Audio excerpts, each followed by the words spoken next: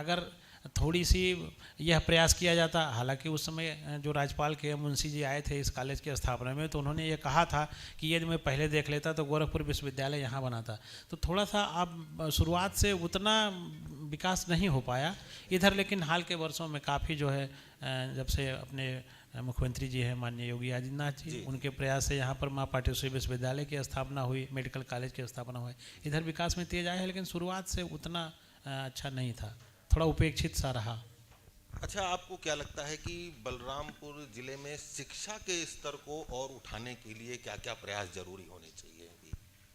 शिक्षा के स्तर में अभी इधर तो ठीक चल रहा है, विश्वविद्यालय की स्थापना हो चुकी है, हम लोगों की बरसों से मांग हो रही थी। साथ ही साथ में अभी कोई टेक्निकल क्षेत्र में जो है इंस्टीट्यूट नहीं है, जैसे कोई इंजीनियरिंग कॉलेज हो। और सबसे बड़ा यहाँ एक आपदा प्रबंधन पर, बाढ़ बहुत आती है बलरामपुर में, मशहूर होगा, अक्टूबर में एक बार बाढ़ आई थी, बार बार होता है कि नेपाल से बांध अगर कट जाएगा तो पूरा शहर डूब जाएगा। तो डिसास्टर मैनेजमेंट का, आपदा प्रबंधन का कोई एक इंस्टीट्यूट हो तो यह एक अच्छी पहल होगी। और मेडिकल के क्षेत्र में नर्सिंग का मैं समझता हूँ कोई सरकारी इंस्टीट्यूट यदि स्थापित हो जाए तो वह भी अच्छा रहेगा कि नर्सिंग के क्षेत्र में छात्र छात्राओं को एडमिशन और ज्ञान मिल सके। जिस तरह यहाँ देवी पाटन मंडल आपने माता के मंदिर की बात की, क्या और संभावनाएं हैं इसको किसी तरह और विकसित किया जा सकता है जिससे राष्ट्रीय स्तर पर इसको पहचान मिले?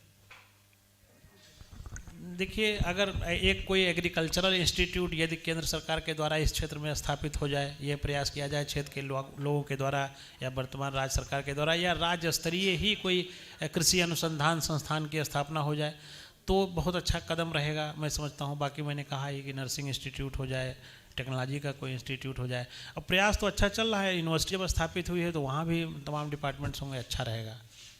स्थानीय युवाओं को विरासत के संरक्षण के लिए कैसे जागरूक किया जा सकता है?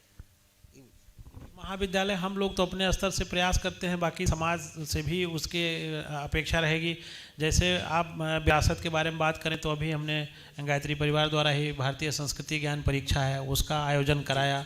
समय समय पर जो है हम युवाओं को रोजगार के संदर्भ में जोड़ने के लिए जो यहाँ का रोजगार ऑफिस है उसकी मदद से भी हम मुहिम चलाते हैं, छात्र छात्राओं को प्रयास करते हैं। तो कुल मिलाकर प्रयास जारी है और भी बेहतर करने की ज़रूरत है।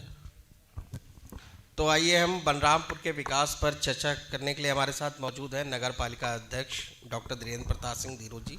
हम आपसे जानना चाहते हैं कि बलरामपुर जिले के विकास में आखिर क्या बाधा आ रही है? नहीं, कोई बाधाएं नहीं है बलरामपुर विकास में। विकास अपनी फुल स्पीड में नगर में चल रही है, विकास में कोई बाधा नहीं है।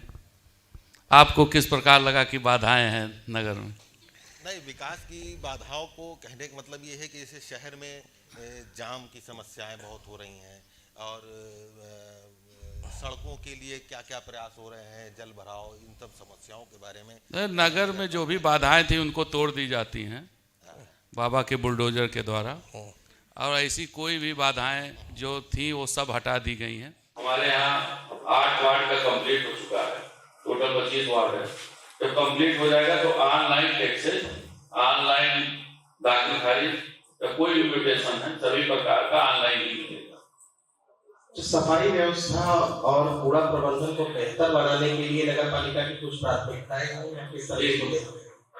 हमारी जब कार्यकाल हुआ, जब हम बने चेयरमैन, उस समय यहाँ पे डोर टू डोर कलेक्शन नहीं था नगरों में, तो उसको हमने चालू किया। तो डोर टू डोर कलेक्शन से ये है कि सड़कों पे और गलियों में जो कूड़े दिए जाते थे अब वो कलेक्ट करके, यहाँ एक भी MRF सेंटर नहीं था। अच्छा, आप सोचिए कि गांव में MRF बन गया था लेकिन नगर में एक भी MRF सेंटर नहीं था। हम 4 MRF सेंटर लेकर आए हैं, जिसमें 2 चालू हो गए हैं, 2 रनिंग में हैं। तो आशा है कि कूड़े का आने वाले साल भर के अंदर हम काफ़ी निस्तारण कर लेंगे। जो डंपिंग कूड़े हैं उसका भाई शासन से लगे हैं कि उसका भी निस्तारण किया जाए। आप दोनों मेहमानों का नवोरा कॉन्क्लेव के मंच पे बहुत बहुत स्वागत है। आप लोग आए।